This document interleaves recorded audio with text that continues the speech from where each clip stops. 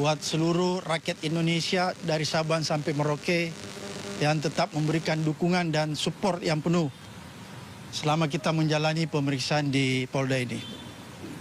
Menarik tadi pemeriksaan yang berlangsung cukup lama waktunya sebenarnya, tapi kalau kita lihat sebenarnya lamanya itu karena secara teknis ya, pengetikan, kemudian tanda tangan, ada 24 rangkap dan lain-lain sebagainya, kemudian istirahat.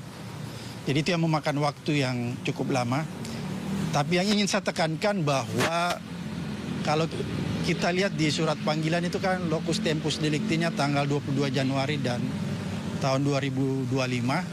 Tapi ternyata dalam perkembangan di dalam pertanyaan-pertanyaan yang diajukan oleh penyidik itu rata-rata keluar dari dari substansi surat panggilan, ya. Tapi pada intinya dari pertanyaan-pertanyaan itu lebih banyak menanyakan tentang isi podcast saya, isi wawancara saya terhadap Roy Suryo, Rismon, Dr. Tifa Kurnia dan Rizal Fadila.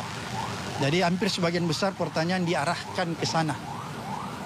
Oleh karena itu sebenarnya kita nggak sesalkan karena kalau dilihat dari surat panggilan, tempus locus delictinya itu tanggal 22 Januari, tapi itu tidak terlalu banyak dielaborasi. Karena kenapa saya katakan tidak terlalu banyak dielaborasi? Karena kalau berpatokan pada tanggal 22 Januari 2025, sebenarnya bisa dipastikan saya tidak bisa dimintai keterangan sebagai saksi karena saya tidak mengetahui peristiwa itu, tidak melihat dan tidak merasakan. Oleh karena itu tadi teman-teman lawyer menyatakan ketika kita kunci jawaban terakhir bahwa sebenarnya proses pengambilan BAP pada hari ini itu melanggar Kitab Undang-Undang Hukum Acara karena tidak sesuai dengan surat panggilan mengenai tempus dan locus delictinya. Selain tidak sesuai dengan KUHAP, dia juga melanggar prinsip-prinsip hak asasi manusia.